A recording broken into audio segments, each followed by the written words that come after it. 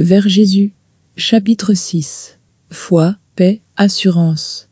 Quand votre conscience a été réveillée par le Saint-Esprit, vous avez commencé à voir le caractère odieux du péché, sa culpabilité et les malheurs qu'il engendre, et vous ne le considérez plus qu'avec horreur.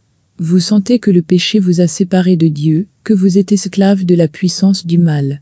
Plus vous vous débattez pour lui échapper, plus le sentiment de votre impuissance est vif. Vos mobiles sont impurs, votre cœur est souillé. Vous voyez que votre vie a été remplie d'égoïsme et de péché. Vous soupirez après le pardon et la liberté. Être en règle avec Dieu, lui ressembler, que faire pour y arriver? Ce qu'il vous faut, c'est la paix, c'est le pardon du ciel, c'est l'amour divin dans votre âme. Cette paix, l'argent ne saurait la procurer, l'intelligence ne saurait y conduire, la sagesse ne peut y atteindre. Jamais vous ne pourrez l'obtenir par vos efforts. Mais Dieu vous l'offre à titre de don, sans argent, sans rien payer. Elle vous appartient, si vous voulez seulement étendre la main pour vous en saisir. L'Éternel dit, si vos péchés sont comme le cramoisi, ils deviendront blancs comme la neige. S'ils sont rouges comme la pourpre, ils deviendront comme la laine. Je vous donnerai un cœur nouveau, et je mettrai en vous un esprit nouveau. Vous avez confessé vos péchés, et vous les avez délaissés de tout votre cœur, vous avez pris la détermination de vous abandonner à Dieu.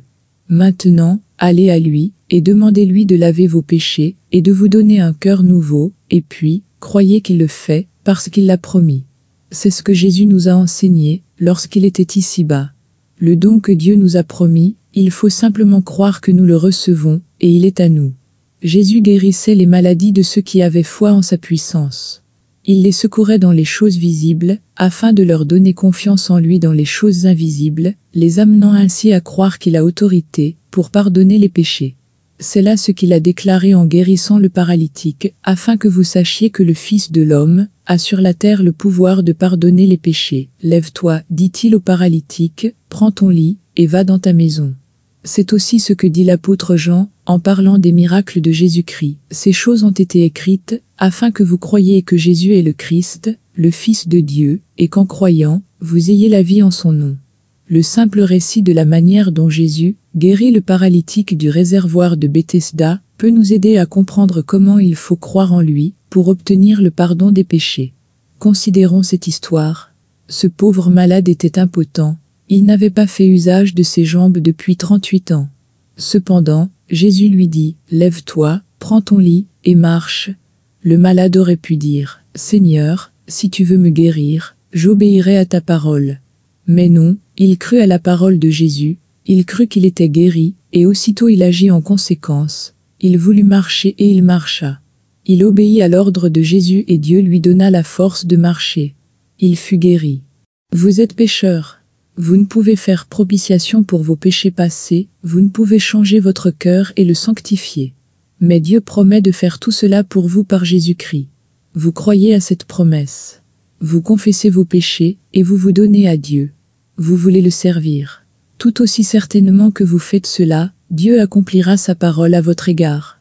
Si vous croyez à la promesse, que vos péchés sont pardonnés, et que vous êtes purifiés, Dieu transforme votre foi en réalité. Vous êtes guéri, tout aussi certainement que le paralytique auquel Jésus a donné la force de marcher, dès qu'il crut à sa guérison. La chose est, dès que vous croyez. N'attendez pas de sentir que vous êtes guéri, mais dites, je le crois, la chose existe, non parce que je la sens, mais parce que Dieu l'a dit. Jésus nous dit, tout ce que vous demanderez en priant, croyez que vous l'avez reçu, et vous le verrez s'accomplir. Mais une condition est liée à cette promesse. Notre requête doit être conforme à la volonté de Dieu. Or, c'est la volonté de Dieu de nous purifier de tout péché, de faire de nous ses enfants, de nous permettre de vivre saintement. Nous pouvons donc demander ces grâces, croire que nous les recevons, et remercier Dieu de nous les avoir accordées. Il ne tient qu'à nous d'aller à Jésus, pour être purifiés, et pour subsister devant sa loi sans confusion ni remords. Il n'y a donc maintenant aucune condamnation pour ceux qui sont en Jésus-Christ. Dès cet instant vous ne vous appartenez plus, vous avez été rachetés à grand prix. Ce n'est pas par des choses périssables, par de l'argent ou de l'or, que vous avez été rachetés, mais par le sang précieux de Christ, comme d'un agneau sans défaut et sans tache. Par ce simple acte de foi en Dieu, le Saint-Esprit vous a engendré à une vie nouvelle. Vous êtes maintenant un membre de la famille divine, et Dieu vous aime, comme il aime son Fils. Maintenant que vous vous êtes donné à Jésus, ne retournez pas en arrière, ne vous arrachez pas à son étreinte. Dites, jour après jour, je suis au Christ, je me suis donné à lui, et demandez-lui son Saint-Esprit, et sa grâce pour vous garder. C'est en vous donnant à Dieu, et en croyant en lui que vous devenez son enfant, c'est de la même façon que vous devez vivre en lui. L'apôtre dit, comme vous avez reçu le Seigneur Jésus-Christ, marchez en lui. Certaines personnes pensent qu'elles devraient être mises à l'épreuve, et montrer au Seigneur, qu'elles sont transformées avant de pouvoir se réclamer de sa grâce. Mais elles peuvent s'en réclamer en ce moment même. Il leur faut cette grâce, il leur faut l'Esprit du Christ pour les soutenir dans leur infirmité, sinon elles ne pourront résister au mal. Jésus aime nous voir venir à lui tels que nous sommes, pécheurs, impuissants, débiles. Nous pouvons aller à lui et nous jeter à ses pieds avec nos faiblesses, nos égarements, nos péchés. Il met sa gloire à nous combler de son amour, à panser nos blessures, et à nous purifier de toute impureté. C'est ici que des milliers de pécheurs font erreur, ils ne croient pas que Jésus leur pardonne personnellement, individuellement. Ils ne prennent pas Dieu au mot. Tous ceux qui se soumettent au Seigneur peuvent savoir positivement que le pardon de tous leurs péchés leur est gratuitement accordé. Mettez de côté la pensée injuste, que les promesses de Dieu ne vous concernent pas. Elles concernent chaque pécheur repentant. Par le ministère des anges, la force et la grâce sont communiquées à tout croyant de la part de Jésus-Christ. Nul n'est pécheur au point de ne pouvoir trouver force, pureté et justice en celui qui est mort pour nous. Jésus ne désire rien tant que de nous enlever nos vêtements tachés et souillés par le péché, et de nous revêtir des robes blanches de la justice. Il nous supplie de vivre, de ne pas mourir. Dieu n'agit pas envers nous, comme les hommes mortels agissent les uns envers les autres. Ses pensées sont des pensées de miséricorde, d'amour et de tendre compassion, que le méchant abandonne sa voie, et l'homme d'iniquité ses pensées, qu'il retourne à l'Éternel, qui aura pitié de lui, à notre Dieu, qui ne se lasse pas de pardonner. J'efface tes transgressions comme un nuage, et tes péchés comme une nuée. Je ne désire pas la mort de celui qui meurt, dit le Seigneur, l'Éternel. Convertissez-vous donc, et vivez. Satan est toujours sur le qui-vive pour nous masquer ces précieuses promesses de Dieu. Il désire nous ravir toute lueur d'espérance et tout rayon de lumière. Mais il ne faut pas se prêter à son jeu. N'écoutez pas le tentateur. Dites, Jésus est mort pour m'assurer la vie. Il m'aime, et ne désire pas que je périsse. J'ai au ciel un Père compatissant qui me recevra, bien que j'ai abusé de son amour, et fait un mauvais usage de ses bienfaits. Je me lèverai, et j'irai lui dire, j'ai péché contre le ciel et contre toi, je ne suis plus digne d'être appelé ton fils. Traite-moi comme l'un de tes mercenaires. La parabole vous dit comment le fils prodigue sera reçu. Comme il était encore loin, son père le vit et fut ému de compassion, il courut se jeter à son cou et le baisa. Mais cette parabole elle-même, si touchante soit-elle, n'est pas l'expression adéquate de l'infinie compassion du Père céleste. Dieu fait cette déclaration par son prophète, « Je t'aime d'un amour éternel ».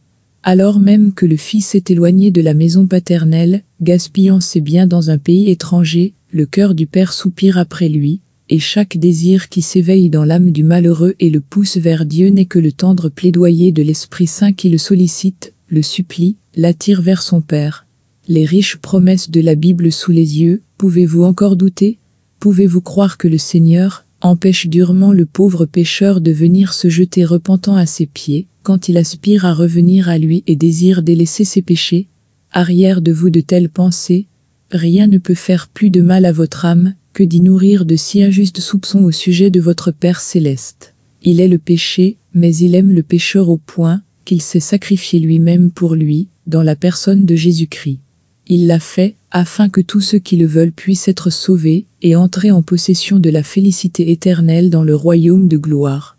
Quel langage plus fort et plus tendre aurait-il pu employer pour exprimer son amour envers nous? Voici ces paroles, une femme oublie-t-elle l'enfant qu'elle allaite? N'a-t-elle pas pitié du fruit de ses entrailles? Quand elle l'oublierait, moi je ne t'oublierai point. Élevez vos regards, vous qui doutez et qui tremblez, car Jésus vit et intercède pour vous. Remerciez Dieu pour le don de son cher Fils, et demandez-lui qu'il ne soit pas mort pour vous en vain. L'Esprit vous invite aujourd'hui. Venez à Jésus de tout votre cœur, et vous pourrez vous réclamer de sa grâce. En lisant les promesses divines, souvenez-vous qu'elles sont l'expression d'un amour et d'une compassion inexprimables. Le grand cœur de l'amour infini se penche irrésistiblement vers le pécheur. En lui nous avons la rédemption par son sang, la rémission des péchés. Oui, croyez seulement que Dieu est votre secours. Il désire restaurer dans l'homme son image morale. Quand vous vous approcherez de lui, par la confession et la repentance, il s'approchera de vous, avec la miséricorde et le pardon.